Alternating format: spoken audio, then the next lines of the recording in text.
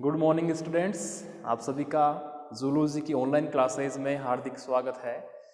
Previous class में अपन ने protoplast fusion किसे कहते हैं, कैसे होता है, इससे कौन किस किस टाइप के प्लांट्स या न्यू स्पीसीज डेवलप किए जा सकते हैं, प्लांट्स और एनिमल सेल, इन दोनों का अपन ने प्रीवियस क्लास में डायग्राम बनाकर, चार्ट बनाकर अच्छे से इनको समझ लिया था।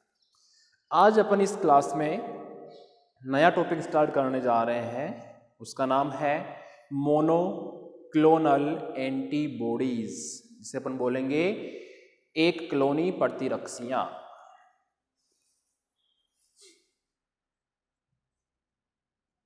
एक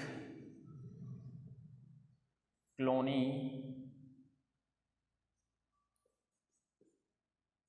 प्रतिरक्षियां।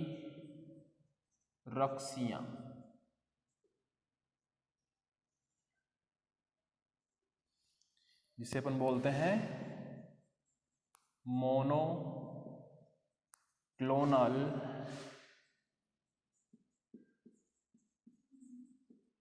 एंटीबॉडीज। इस पर हमेशा एक बड़ा क्वेश्चन बनता है, इसलिए अपन ने ये पॉइंट लिया है।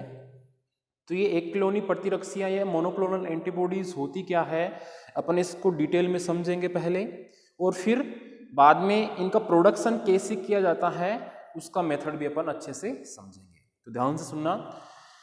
यह उन प्लाज्मा सेल से उत्पन्न होती है, यह उन प्लाज्मा सेल से उत्पन्न होती है जो कि एक एकल क्लोन के सेल डिवीजन से प्राप्त हुई है, जो कि एक एकल क्लोन के सेल डिवीजन से प्राप्त हुई है। यानी कि प्लाज्मा सेल्स, अपन ने इम्यूनोलॉजी पढ़ी है, तो इम्यूनोलॉजी में अपन ने बी लिम्फोसाइट सेल्स भी अच्छे से पढ़ी है कि B lymphocyte cells bone marrow में कहाँ पे कैसे बनती है। जब ये एंटीजन के संपर्क में आती है तो एक्टिवेटेड हो जाती है, और यह तुरंत बाद एंटीबॉडीज नहीं बनाती है, बल्कि खुद की सबसे पहले क्लोन बनाएगी। ये मैंने आपको वहाँ पे कहा था, प्लाज्मा सेल्स के ये बी सेल्स खूब सारे क्लोन बनाती है या कॉपियाँ बनाती है।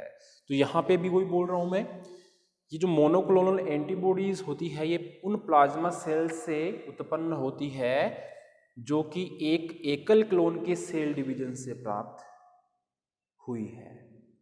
यानी ये जो प्लाज्मा सेल है कौन सी कोशिकाओं से बनती है, अपन को पता है, बी सेल्स से। ठीक है, बी सेल्स अपन ने इम्यूनोलॉजी पढ़ी है, तो वहां पे बी सेल्स क्लोन बनाती है, खुद के कॉपियां बनाती है, तो वो क्या होगी, उनको क्या बोलेंगे अपन, प्लाज्मा सेल्स। तो ये जो मोनोक्लोनल एंटीबॉडीज है यह उन प्लाज्मा सेल्स से उत्पन्न होती है जो कि एक क्लोन के सेल डिवीजन, ये क्या है, एक सेल है बी सेल, इसमें सेल डिवीजन हुआ, सिंगल बी सेल है, ये सिंगल बी सेल है, इसमें सेल डिवीजन से ये प्लाज्मा सेल बनी। तो ये जो मोनोक्लोनल एंटीबॉडीज होती है ये इन प्लाज्मा कोशिकाओं से बनती है, इनकी सेल डिवीजन से बनती है।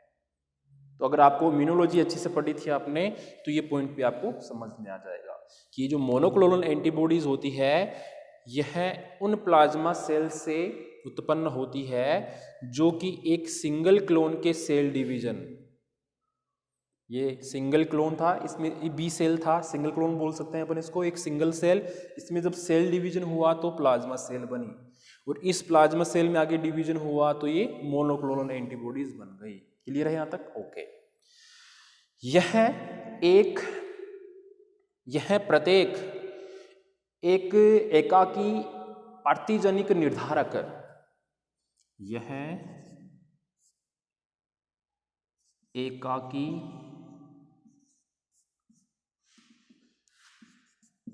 प्रतिजनिक निर्धारक जिसे बोलेंगे ए सिंगल एंटीजेनिक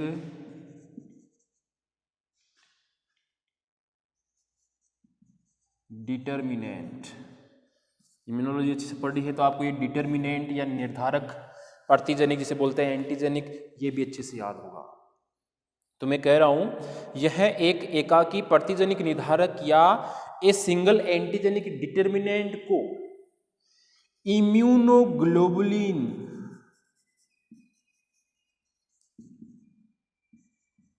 इम्यूनोग्लोबुलिन से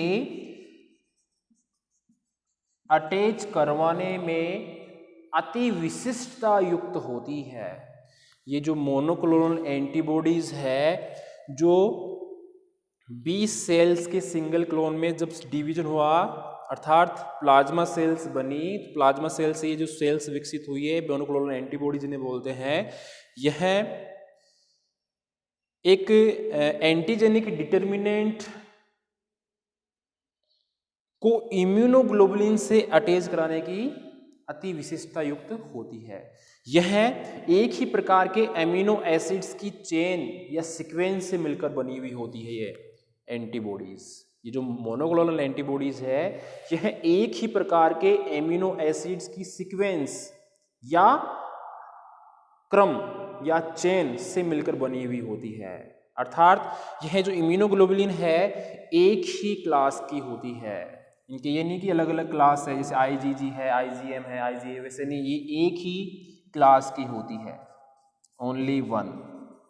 ठीक है, तो इतना अपन ने अभी तक समझा है। इसका एक अपन सार निकालें, इसका मतलब क्या है, आखिर कहना क्या चाहते हो सर आप। उसका मतलब यही है, मैं यही कहना चाहता हूं कि ये मोनोक्लोनल एंटीबॉडीज ऐसी स्पेशल एंटीबॉडीज होती है जो कि एक एंटीजेनिक डिटर्मिनेंट या एंटीजेनिक डिटर्मिनेंट किस पे होंगे, एंटीजन के ऊपर होंगे, तो उसको अपन क्या बोल सकते हैं,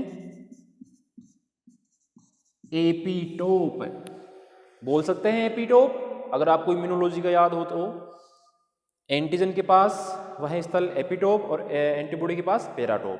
तो मैं ये कह रहा हूं कि मोनोक्लोनल एंटीबॉडीज वह स्पेशल एंटीबॉडीज होती है जो कि एक एंटीजेनिक डिटर्मिनेंट या प्रतिजनिक निर्धारक या एपीटोप के विरुद्ध इन लिम्फोसाइट सेल्स, कौन सी, लिम्फोसाइट सेल्स या प्लाज्मा सेल्स के एक ग्रुप द्वारा बनाई जाती है। ये मैंने आपको स्टार्टिंग में समझा दिया था। बी सेल्स क्या है, लिम्फोसाइट सेल है एक प्रकार की। तो मैं कह रहा हूं, वापस रिपीट कर रहा हूं, ध्यान से सुन लेना। मोनोक्लोनल एंटीबॉडीज वह स्पेशल एंटीबॉडीज होती है जो कि एक एंटीजेनिक डिटर्मिनेंट अर्थात एपीटोप के विरुद्ध या अगेंस्ट इन लिम्फोसाइट सेल्स या प्लाज्मा सेल्स के एक ग्रुप द्वारा बनाई जाती है, जो कि एक क्लोन के डिवीजन होने पर प्राप्त हुई है। ये क्लोन था इस सेल का, इसमें जब डिवीजन हुआ तो ये प्राप्त हुई है, जो एक ही प्रकार का जेनेटिक मटेरियल रखती है, तभी तो एक क्लास की हुई। यह एक ही प्रकार का जेनेटिक मटेरियल रखती है, अतः एक ही टाइप की क्लास के इम्यूनोग्लोबुलिन बनाने का गुण भी रखती है।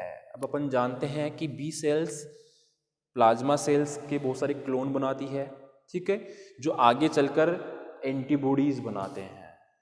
वो पढ़ाया था मैंने आपको इम्यूनोलॉजी में, तो वो अगर आपको याद है तो यहाँ पे अपने आप क्लियर हो जाएगा। तो मैं ये बोल रहा हूँ कि ये जो मोनोक्लोनल एंटीबॉडीज होती है, यह एक ही टाइप का जेनेटिक मटेरियल रखती है या आनुवांशिक पदार्थ रखती है, तो एक ही क्लास के इम्यूनोग्लोबुलिन बनेंगे, ठीक है, या इम्यूनोग्लोबुलिन बनेंगे, जैसे IG बनेगा तो IG ही बनेगा, IgM नहीं बनेगा।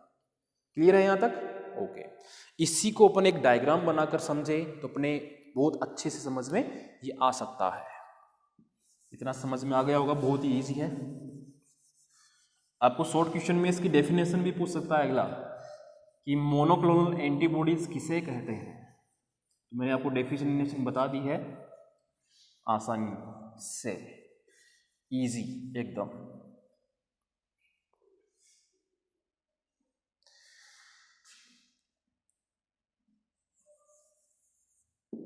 यह है कोई बी सेल,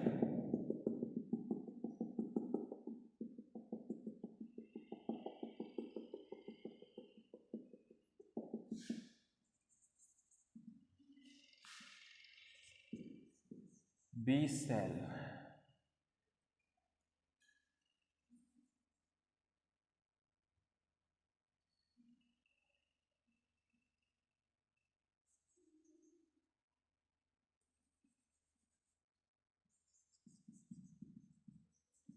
एक्टिवेटेड है। एक्टिव कब हुई है? जब किसी एंटीजन के संपर्क में आए, एंटीजन के संपर्क में आई तो ये बी सेल एक्टिवेट हो गई, जो अपन ने इम्यूनोलॉजी में समझा था। तो ये बी सेल खुद के क्लोन बनाएगी, इसे अपन बोलते हैं प्लाज्मा सेल। ये प्लाज्मा सेल फिर सेल डिवीजन करके फिर क्लोन बना ली, ये लो, इसमें फिर से डिवीजन हुआ तो ये फिर बन गई,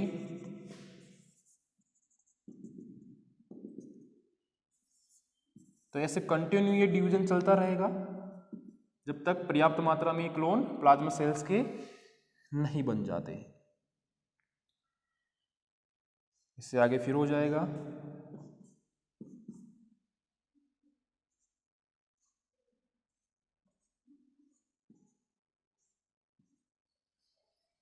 एक ये और बन गई, एक ये बन गई, एक ये बन गई, एक ये बन गई, एक ये बन गई, एक ये बन गई, एक ये बन गई, एक ये बन गई।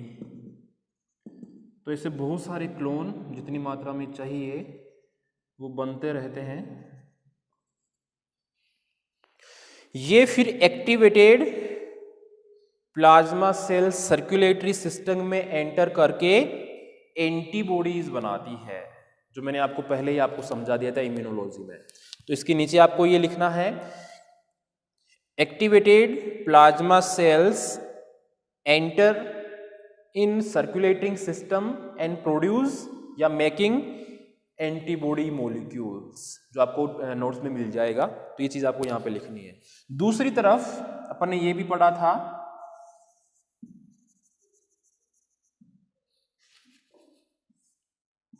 Memory cells. कुछ सेल्स मेमोरी सेल्स में भी कन्वर्ट हो जाती हैं, ये अपन ने पढ़ा था।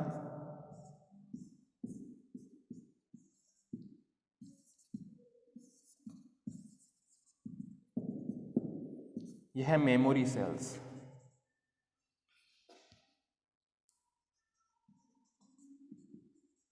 यानी कि कोई इसी प्रकार का एंटीजन फिर से एंटर करेगा बॉडी में, तो ये मेमोरी सेल्स उसको पहचान कर तुरंत ही नष्ट कर देगी। तो एक तरफ तो प्लाज्मा सेल्स के क्लोन बन रहे हैं बी सेल्स द्वारा, किसी एंटीजन के संपर्क में आने पर ये बी सेल प्लाज्मा सेल्स से बहुत सारे क्लोन बनाएगी, जो आगे चलकर एंटीबॉडीज बनाएंगे, या फिर ये प्लाज्मा सेल्स के जो क्लोन है परिवहन तंत्र सर्कुलेटिंग सिस्टम में एंटर करेंगे और एंटीबॉडीज बनाने का काम करेंगे और उस एंटीजन को मार देंगे। दूसरी तरफ यही B cell, activated B cell, memory cells बनाती है, ताकि भविष्य में अगर सेम उसी प्रकार का एंटीजन आ जाए तो उसको तुरंत पहचान कर नष्ट कर दिया जाए। तो आपको इसमें ये डायग्राम भी ऐड करना है, क्लियरली समझ में आ गया होगा। तो ये मोनोक्लोनल एंटीबॉडीज कहाँ है इस डायग्राम में? ये रही बी सेल, इसमें ये सिंगल सेल, सिंगल एक या एकल क्लोन, एक क्लोन बोल सकते हैं इसको। इसमें जब डिवीजन हुआ तो क्या बनी? Plasma cells. तो अपन ने ये तो लिखा था कि ये उन प्लाज्मा, ये जो मोनोक्लोनल एंटीबॉडीज होती है यह उन प्लाज्मा सेल्स से उत्पन्न होती है जो कि एक एकल क्लोन के सेल डिवीजन से प्राप्त हुई है। यानी कि ये जो सेल्स है ना, ये वाली सारी, ये प्लाज्मा सेल्स के क्लोन ही तो है, सिंगल क्लोन ही तो है, तो ये क्या है एक प्रकार की, ये क्या है एक प्रकार की मोनोक्लोनल एंटीबॉडीज, एक क्लोनी प्रतिरक्षियां। क्लियर है? ये प्रतिरक्षियां कब बोलेंगे इनको? जब ये परिवहन तंत्र में प्रवेश कर जाएगी, तब इनको अपन मोनोक्लोनल एंटीबॉडीज बोलेंगे। क्लियर है? ओके। इसके बाद और डिटेल में पढ़ते हैं अपन इसको। कई स्टडीज के दौरान यह पाया गया है, यानी अनेक वैज्ञानिकों ने इनके बारे में बहुत स्टडी की है, मोनोक्लोनल एंटीबॉडीज या बी सेल्स के ऊपर। जब अनेक स्टडी की गई तो उन्होंने ये पाया, तो कई बार ये जो बी सेल्स होती है,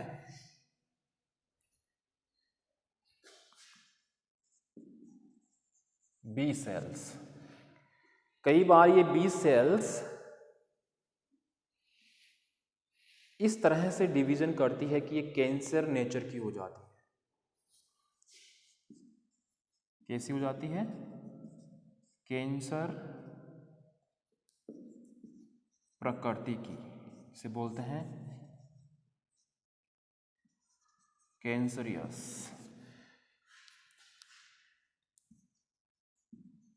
नेचर, यानी कि ये बी सेल्स इस प्रकार से डिवीजन करती है अनलिमिटेड कि यह कैंसर प्रकृति की हो जाती है और यह बॉडी में ट्यूमर बनाने लगती है।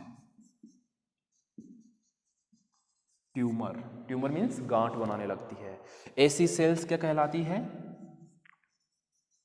माइलोमा। ध्यान रखना, ऐसी कोशिकाओं को क्या बोलेंगे? माइलोमा। क्लियर है? यानी कि कुछ बी सेल्स जो होती है वह जो एंटीबॉडीज बनाती है, बी सेल्स क्या बनाती है? एंटीबॉडीज ही बनाती है।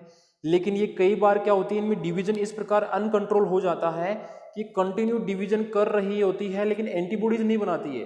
उस टाइम एंटीबॉडीज बनाना छोड़ देती है और यह इस तरह से विभाजन करती है कि एक ट्यूमर बनाने लगती है, यानी कि कैंसर प्रकृति की हो जाती है। कैंसर अपन को पता है कि गांठें हो जाती है जगह जगह पर, जहां पे भी होता है। तो ऐसी सेल्स को माइलोमा सेल्स कहते हैं। सन 1955 में अनेकों वैज्ञानिक, जैसे जर्मनी के वैज्ञानिक थे ये, जर्मनी, और कुछ थे अर्जेंटीना के। अर्जेंटीना का नाम सुना होगा। तो एक तो थे जॉर्ज जे एफ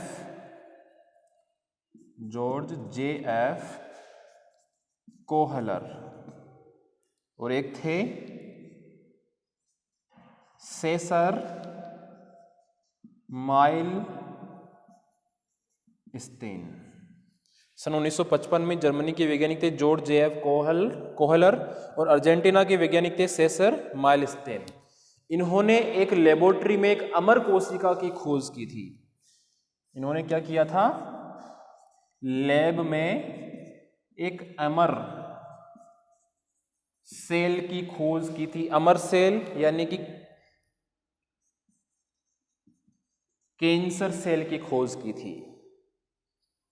अमर कोशिका से मतलब है यहाँ पे कैंसर सेल से, जो बी सेल थी जो कैंसर प्रकृति की हो चुकी है। यानी कि कैंसर कोशिका किसे बोलेंगे? ऐसी सेल जो एंटीबॉडी डेवलप, या ऐसी बी सेल जो एंटीबॉडी डेवलप करने की एबिलिटी खो चुकी है। बी सेल्स के पास क्या एबिलिटी होती है कि वो एंटीबॉडीज बनाती है, लेकिन कैंसर सेल किसे बोलेंगे? ऐसी बी सेल्स या बी लिम्फोसाइट सेल्स जो एंटीबॉडी डेवलप करने की जो कैपेसिटी थी, जो एबिलिटी थी, वो खो चुकी होती है। तो ऐसी कोशिकाएं कैंसर सेल या अमर कोशिकाएं कहलाएगी, जो कंटिन्यू विभाजन करती रहेगी और एक गांठ बना लेगी। इनका फ्यूजन करवाया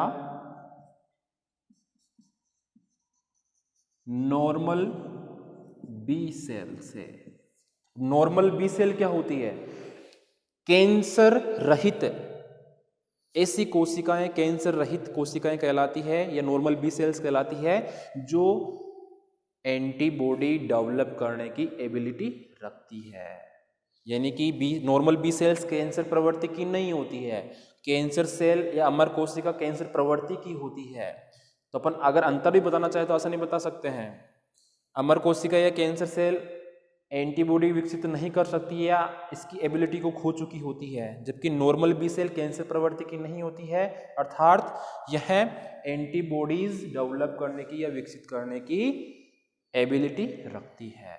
इन दोनों सेल्स को लेबोरेटरी में इन साइंटिस्ट ने संलयित कराया, फ्यूज्ड करवाया। ये काम किस में किया गया? माउस के अंदर। इन सेल्स को माउस से प्राप्त किया, जिस माउस को उन्होंने एक स्पेशल एंटीजन दिया था। सबसे पहले उस माउस को क्या दिया? एक स्पेशल टाइप का इंजेक्शन से एंटीजन दे दिया। फिर उन्होंने उस माउस में उस एंटीजन के कारण कुछ बी सेल्स थी जो कैंसर कोशिकाओं में परिवर्तित हो गई, तो उन्होंने क्या किया? इस कैंसर वाली कोशिका को नॉर्मल बी सेल में फ्यूजन करवा दिया। तो इन दोनों से एक उनको हाइब्रिड सेल प्राप्त हुई, हाइब्रिड सेल। प्रोटोप्लास्ट फ्यूजन अपन ने पढ़ा है इससे पहले, तो अपन को क्या प्राप्त होता है? हाइब्रिड सेल ही तो प्राप्त होती है दो प्रोटोप्लास्ट यूनिट को मिलाने से। तो यहाँ पे उनको एक हाइब्रिड सेल प्राप्त हुई जो डिवीजन करती हुई सेल्स के सिंगल क्लोन्स को या एक क्लोन को उत्पन्न करती है। ये जो हाइब्रिड सेल आगे चलकर जब डिवीजन करेगी, विभाजन करेगी, तो यह सेल्स के सिंगल क्लोन्स को विकसित करती जाती है।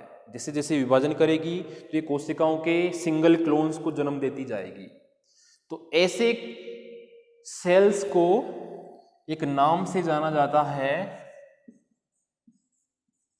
हाइब्रिडोमा। इसे हाइब्रिडोमा टेक्निक भी कहते हैं, तकनीक भी कहते हैं।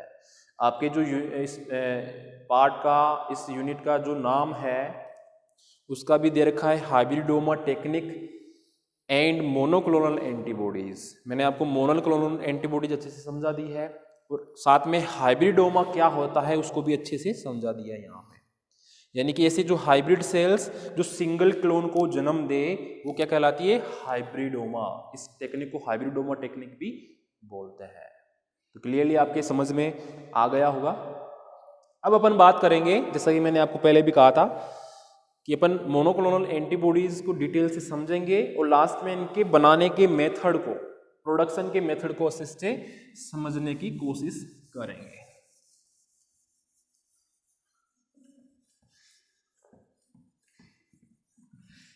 तो इनका जो प्रोडक्शन का जो मेथड है उसको 4 स्टेप्स में डिवाइड किया गया है।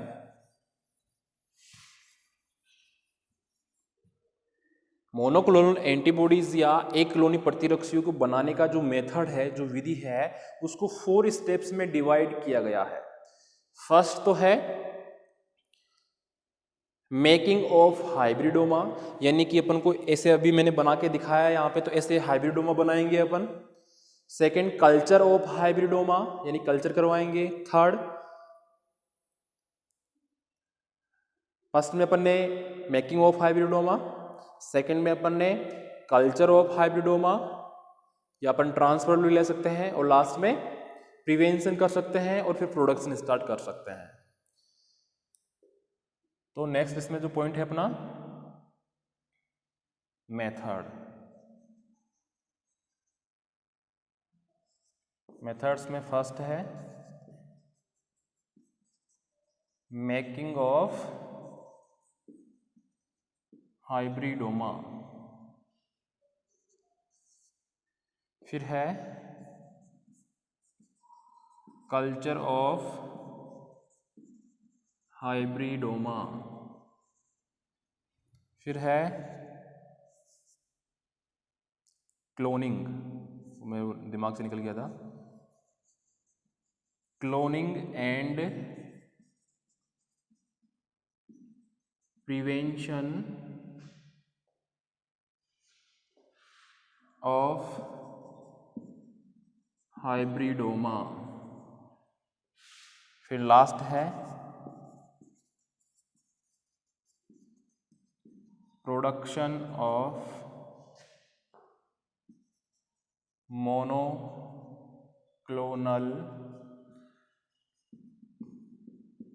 एंटीबॉडीज। तो इन 4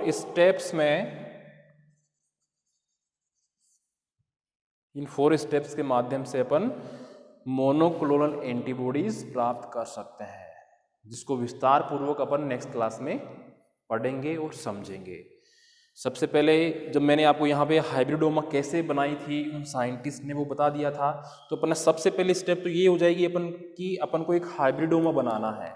उसके बाद फिर उसको मीडियम में कल्चर करवाना है, कल्चर करवा के फिर उसकी क्लोनिंग करवानी है, यानी कि बहुत अधिक मात्रा में चाहिए अपन को, तो ठीक है। फिर क्लोनिंग करवाएंगे और उसको प्रिवेंट करेंगे।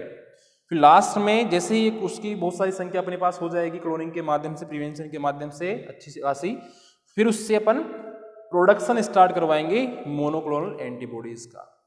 तो इसमें कौन कौन से एंजाइम्स होते हैं या कौन कौन से केमिकल्स भाग लेते हैं या कौन कौन सी सेल्स भाग ली जाती है या किस प्रकार का मीडियम काम में लिया जाता है, ये सेल्स प्राप्त करने के लिए अपन उनको विस्तार पूर्वक नेक्स्ट क्लास में पढ़ेंगे। तो आज के लिए इस क्लास में इतना ही। धन्यवाद।